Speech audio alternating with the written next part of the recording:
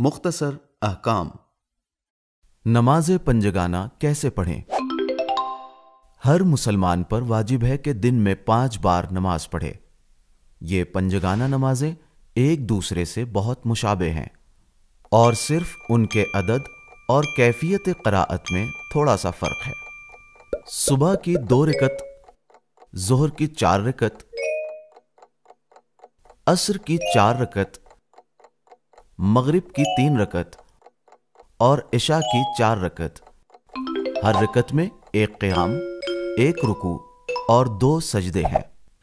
नमाज की इब्तिदा तकबीरतुल एहराम से होती है और उसका इख्तिताम सलाम पर होता है। हम नमाज कैसे पढ़ें? मिसाल के तौर पर नमाज मगरिब की कैफियत को बयान कर रहे हैं। नमाज शुरू करने से पहले वाजिब है कि मुक़द्दमात नमाज अंजाम दें, यानी वुज़ू करना, लिबास का पाक होना और क़िबला रुख होना। मुस्तहब है कि नमाज से पहले अज़ान और अक़ामत कहें। अब हम जानमाज पर क़स्द क़ुर्बत की नीयत से खड़े होंगे। अल्लाहु अकबर अरबी में कहेंगे और इसको तकबीरतुल एहराम कहते हैं और वाजिब है कि खड़े होकर कहा जाए और इस तकबीरतुल एहराम के जरिए नमाज में दाखिल हो जाएंगे। और किसी ऐसे काम को अंजाम देना जायज़ न होगा जो नमाज से खारिज कर दे, वरना नमाज बातिल हो जाएगी। सूरह अल-हम्द से नमाज को शुरू करेंगे।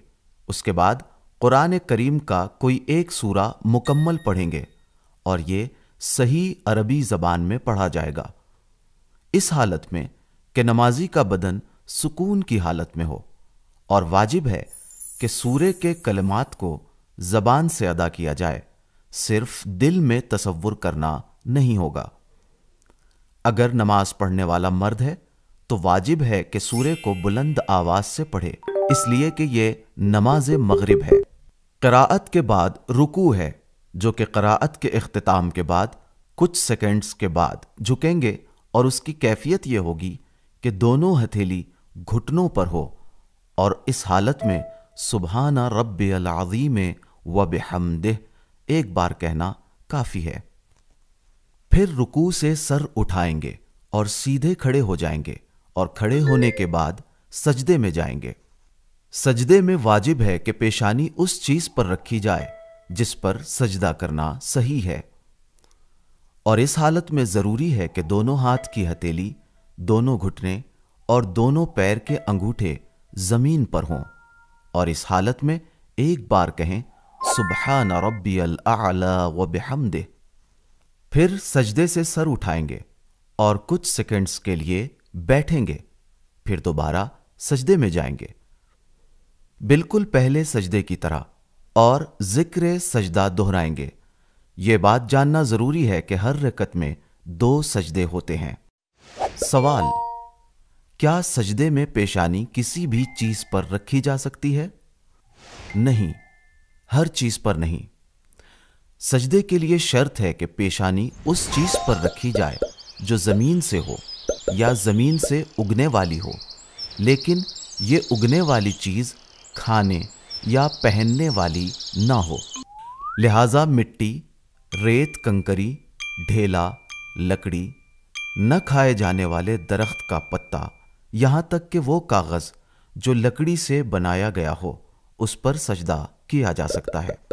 अफजल यह है कि सजदा मिट्टी पर हो और उसमें भी अफजल यह है कि खाक शिफा यानी तुरबत हरम इमाम हुसैन अलैहिस्सलाम पर हो। बस उन चीजों पर सजदा सही नहीं है जो जमीन से नहीं है। सजदा सिर्फ जमीन पर या जमीन से उगने वाली चीज पर सही है। शर्त यह है कि वो खाई या पहनी न जाती हो।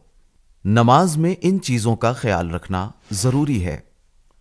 दोनों सजदों के बाद कुछ देर के लिए सुकून से बैठेंगे, फिर सीधे खड़े हो जाएंगे और दूसरी रकत को पहली रकत की तरह अदा करेंगे। दूसरी रकत में पहली रकत की तरह क़राअत करेंगे और रुकू में जाने से पहले मुस्तहब है कि अपने दोनों हाथों को कुनूत के लिए उठाएंगे और अल्लाह से दुआ करेंगे और फिर रुकू और 2 सजदे अंजाम देंगे।